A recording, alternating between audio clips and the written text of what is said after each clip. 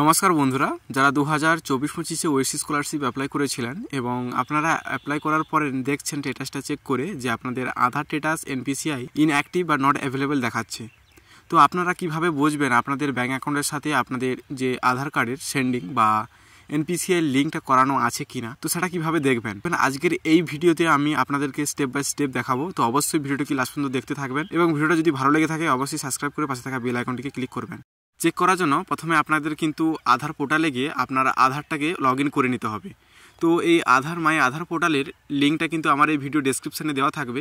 তো সেখান থেকে ক্লিক করে ডাইরেক্ট আপনি এরকম একটা পেজে চলে আসবেন।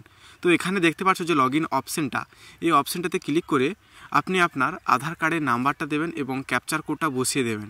বসিয়ে দেওয়ার পর আপনার যে আধার কার্ডের সাথে যে মোবাইল নাম্বারে যে লিঙ্কটা করানো আছে ওই মোবাইল নাম্বারে আপনার কিন্তু একটা ওটিপি যাবে। সেই ওটিপিটা এখানে বসিয়ে দিয়ে আপনি কিন্তু লগ ইনে পেস্ট করবেন এবং আপনার আধার কার্ডটি কিন্তু এই পোর্টালে লগ ইন হয়ে যাবে। লগ ইন হয়ে যাওয়ার পরে এখানে কিন্তু অনেকগুলো অপশান দেখাবে।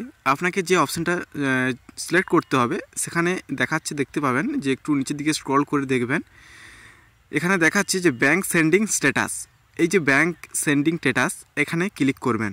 এখানে ক্লিক করলেই আপনাকে দেখাবে আপনার আধার কার্ডের সঙ্গে আপনার কোন ব্যাঙ্ক অ্যাকাউন্টের এনপিসিআই লিঙ্ক বা ডিবিটি লিঙ্ক বা আপনার ব্যাঙ্ক সেন্ডিংটা করা আছে আধার কার্ডের সঙ্গে, সেটা কিন্তু এখানে দেখাবে। তো দেখতে পাচ্ছ এখানে যেটা দেখাচ্ছে ব্যাঙ্ক নেম দেখাচ্ছে, দেখতে পাচ্ছ এয়ারটেল পেমেন্ট ব্যাঙ্ক।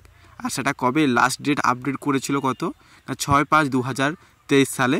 তো এইভাবে কিন্তু আপনি চেক করতে পারবেন। আর যদি না আপনার এনপিসিআই লিঙ্ক বা ডিবিটি লিঙ্ক বা আপনার যদি অ্যাকাউন্ট সেন্ডিংটা না যদি করানো থাকে তাহলে আপনি ব্যাংকে গিয়েও কিন্তু এটা করাতে পারবেন এবং এইটা করে নিলে আপনার কিন্তু অনেক সুবিধা হবে। তো তাই জন্য বলছি আপনারা এইভাবে চেক করবেন বাড়িতে বসে। কোনো প্রবলেম হলে অবশ্যই কমেন্ট করে জানাবেন।